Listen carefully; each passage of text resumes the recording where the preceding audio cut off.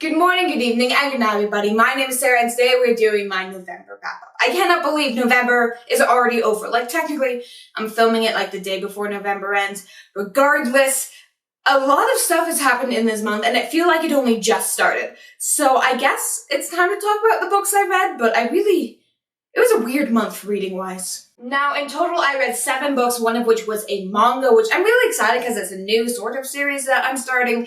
So, with that all being said, let's dive on in. Starting with the first book I read Howl's Moving Castle.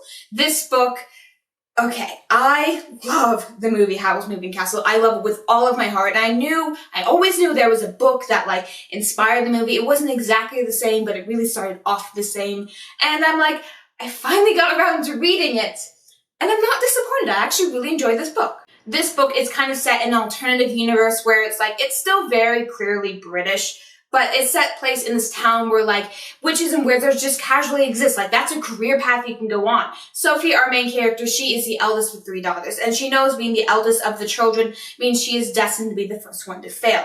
Her father and her stepmother kind of have this weird relationship, and when their father died, the stepmother, who clearly she liked Sophie, but she liked her own child better. So she allows Sophie to be the one to inherit her father's hat shop, the inherit the business, while the 2 younger and obviously prettier daughters go off and one becomes a baker apprentice where she's surrounded by guys who want to be with her, and the other one is sent off to study magic because again, that's just something you can do. There is a whole plot point with the sisters that I really don't want to go into because it's kind of spoilers for the second half of the book.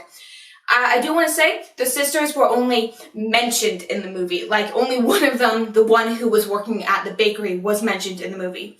And the stepmother wasn't really included at all. So there's obviously the big difference between the book and the movie is the family dynamic and the second half of the book, because the book doesn't have a war. Anyways, the book starts off with the townspeople noticing that there is a moving castle roaming among their hills, and the moving castle is known to be of the wizard Howl. Howl is this evil wizard who eats the heart of pretty women and all this terrifying stuff. And you learn later that's just a bunch of hubbub, but it really does, it sets the feeling with you, and it's pretty obvious in the beginning, yeah, that's not literal, that's just town gossip. But it sets the tone for witches and wizards. While it is a career path you can just go and learn, it's also something that's you gotta be careful around them. And unfortunately, Sophie ends up being cursed by the Wicked Witch of the Waste. Her curse ends up turning her into an old lady, and she has to go wander into the unknown because it's set up more it's shock that she's suddenly she was 20 and now she's 80, and she just kind of wanders off like old people do. And she ends up living in and moving into Howl's Moving Castle, which is where the whole plot starts off. And she ends up meeting Howl, learns that he's not as bad and wicked as the townspeople think he is. And it's just this whole chaotic, you are going to let me live here because I'm going to clean your house because this is a mess. And I just love the dynamic Sophie has. She really does embody that, she's 20, she's tired of her life, she's just old and creaking, and she embodies that weird stage where you're 20 but you feel like you're 80. It's literally, that's what she's going through in this book. I love it so much. Now, I do want to say, there is a weird plot point that really threw me off that involves Howl and his origin story, his backstory, how he became this great wizard that he is, where does he come from?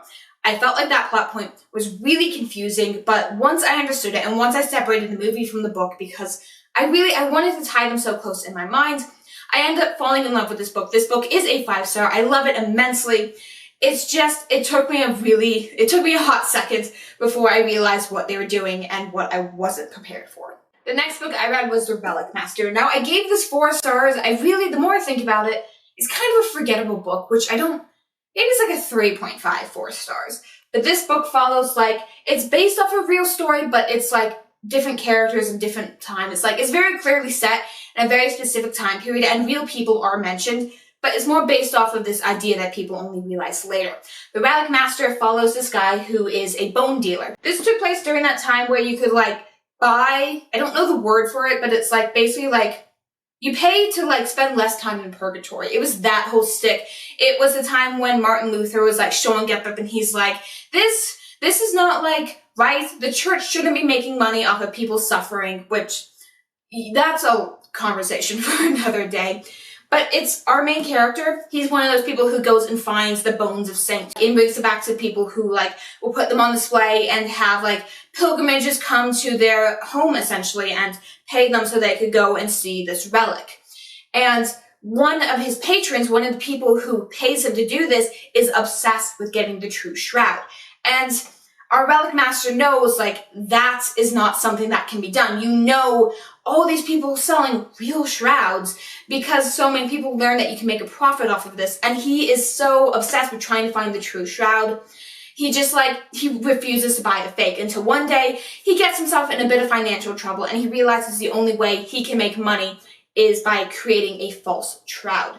And that's the first half of the book. The second half of the book follows when people realize what he's doing. And that's my problem with this book. It's very clearly set up between the before and after. And while we do know, the events that inspired this is when people realize that there are two true shrouds, one of which looks exactly like this painter dude who was friends with known relic masters. This was an enjoyable book. It's really forgettable, and that's my main problem with it. So 3.54 stars, I would recommend it, but also at the same time, I'm if I remember it. The next book I read was We Hunt the Flames. I have been meaning to read this for a while. I only recently got around to it, and I cannot believe I didn't realize this beforehand, but look at the inside cover. The texture of this cover is so nice. I wanted to read it without the sleeve on because it felt so good in my hands. We Hunt the Flame is set in this sort of it's Arab inspired, but a curse has descended upon land because long ago, 6 sisters ruled over the land until one day they were forced out, all the magic left with them, and during that time, our main character, her home village, fell under an eternal winter. Where it used to be, it was desert and sand for miles, now it's only winter. And her village is slowly starving to death. So because of the belief that the 6 sisters are the ones who cause this winter, women are seen as the bane of existence. They are seen as the ones who cause all the misfortune. So our main character must pretend to be male in order to go hunt in the woods that is known to drive people mad. And she's the only one who can return with her sanity intact. And she can only do this if she dresses as a male. The plot really kicks off one day when a mysterious woman approaches her as she's leaving the forest, as she's leaving the woods, and announces that there is a way to bring magic back if she goes on a mission. And our main character must decide, if she leaves her village, there's a chance that they will no longer have food. But if she goes and brings back magic, then she won't have to be the only hunter anymore. There is another perspective that we follow, which is the prince, the assassin who was sent by the king. He's really the one true heir to this kingdom. His father was only brought into royalty because he married this boy's mother. And there is some issues in this book that I do not like the way that the relationship between our main character and this assassin was set up. Specifically because they both enter the book with, I wouldn't say established relationships, but established connections. And the book goes out of their way to make sure that these characters are together. I really don't want to spoil it because it does happen fairly later in the book that when this force happens, because this is a very slow book. It takes forever for our main character to leave her home village. It takes forever for her to make that decision. And I didn't realize that this was part of a series. And I felt like this length of a novel could have wrapped up the entire story if they just shortened the time in the village. And it took so long to get to its point. And while I did enjoy it, I did give it 4 stars, it just took forever to get there. The next book I read, I mentioned this in my last video, is the one that was so good it caused me to go into a reading slump, and that is Daisy Jones and the Six. Obviously, this is a 5-star book if I'm saying that it was so good it made me stop reading. So Daisy Jones and the Six follows this 70 band known as Daisy Jones and the Six. This book is told in an interview format. Essentially, some person, we don't really discover who until much later in the book, is interviewing the remaining people who are still alive from the cast Daisy Jones and the Six. You need to realize that this book is set in modern day while the story is being told in the 70s, so obviously not everyone is alive to tell their version of the story. That is a lot of the driving point of the book. We hear what's happening in a timeline-based event, but each person is telling their own version of the story. So we hear how they met, and one person's like, oh, then I mentioned it, but she's like, no, I was the one who approached them, and it's very confusing. My favorite part was the fact when they were talking about how they got their band's name, The Six, and people were saying, oh, there were 6 of us, and it's like, oh, it sounded like sex. And people was like, it just stuck. So you hear all of people's perspective at the same time, and you really get to build this understanding of what is going on, who these people are, and how their connection is with each other. The main plot of the story is trying to figure out why they broke up. Daisy Jones and the Six were one of the biggest bands in the country, and at the height of their popularity, in the middle of their tour, they disbanded. They canceled all their days, and no one knows why until supposedly this book is published. This author is the same person who wrote The Seven Husbands of Evelyn Hugo. They are amazing at making you forget that these characters aren't real. This author makes you think that, yeah, I can go listen to these people's songs. I can go listen to their drama and see their cover art and see what they're wearing on the red carpet. You can't, because they're not real, and that's the biggest bummer of the story, is you forget that they aren't real. They only exist in these pages, and this is a standalone, because once this story is over, that's it. That's all you're ever going to get of these characters. And I mentioned this in my review on Goodreads, and that is the most heartbreaking thing, because all I want to do is learn more about these people, and you can't. Now, I would highly recommend listening to this on audio. It is a full cast, and at the end of the audiobook, you get a little bonus track of like what one of their songs might have sounded like. And again, like I mentioned, that the book is told, and it's like, it's name and what they said and name and what they said. But you do get dialogue in between what these people are like describing. But again, I would recommend reading this as an audiobook, and then maybe dual reading it as a physical if you have the money to do so. I personally just got the audiobook from my library, but I fell in love with the story so much I had to pick up the physical. Like, I couldn't start reading another book until I picked up the physical. The next book I read was My Hero Academia Vigilantes. This is a spin-off series of My Hero Academia. This book takes place about 5 years in the future from the main storyline that we follow in My Hero Academia. It follows people who weren't accepted into the hero course, who can't become professional heroes to work for the government. These are just people with superpowers who just want to help in the small ways that they can. My Hero Academia is known for its amazing world building, and that really shines through in this, because you're getting the backstory of how certain, like, I can't describe them because they're very big plot points in the latter half of My Hero Academia, but very specific things. You learn how they were set up. You learn how they're created. And that is a lot of in this book. Again, our main character is like a big fanboy of the world's greatest superhero, All Might, except he never met All Might in this one.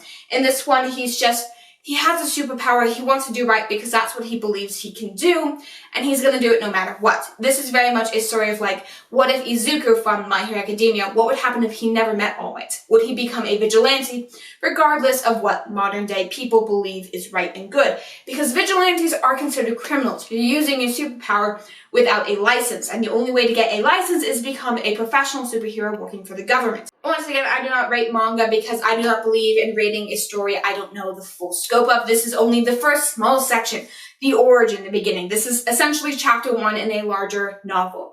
And I cannot rate chapter 1. I mean, it was enjoyable, it was great, I loved it. There was a bit too much fan service with the character Pop Step.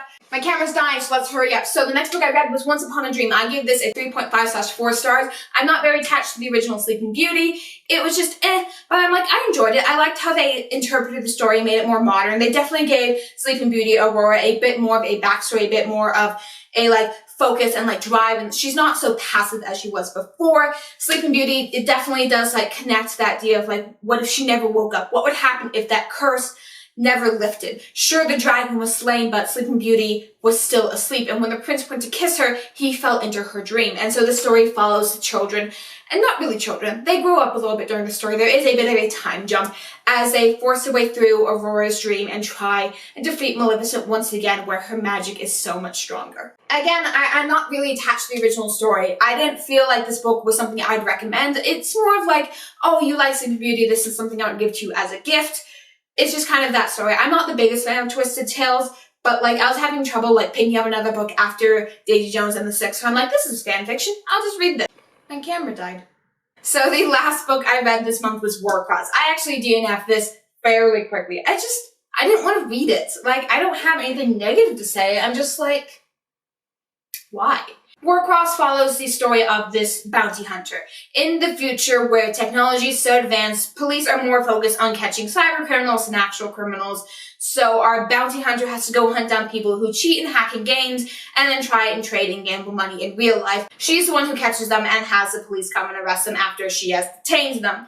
Something happens, and essentially she glitches herself into first place of this really high-stake tournament that the entire world was watching. Because it was such a high-stakes game, because it was something something that essentially like equals the Olympics, and she was suddenly first place and no one knew who she was. She got a lot of publicity. She got a lot of notice and like popularity, and people are trying to figure out who she is, and she has to figure out whether she comes forward in the fact that like, hey, it was an accident, it was a glitch, I didn't mean to win first place and win all this money, or keep the money because she needs it and she's about to lose her house, she's about to be homeless, she needs money to eat. And so is that kind of dynamic, is that kind of like curiosity and wonder, is like, is she going to like explain to the world that it wasn't her fault, but she didn't mean to get all this money and wealth and fame, or is she going to take the chance that she can get? Again, I wasn't interested in reading this book. It just kind of like, I bought it for like $2 and I'm like, I have to read it eventually, and I really wasn't into it. Again, IDNF books, I don't rate them because I didn't get the full story, but I wasn't going to read the full story because I wasn't enjoying it. So 0 stars, it means absolutely nothing to me. So that has been my November wrap-up. Thank you guys all so much for watching. And if you like this video, liked any of the books, or maybe you're like saying, hey, Warcross is really good, you should pick it up again, leave that down in the comment section down below. While there, don't forget to like and subscribe. And as always, good night, good evening, and good morning, everybody.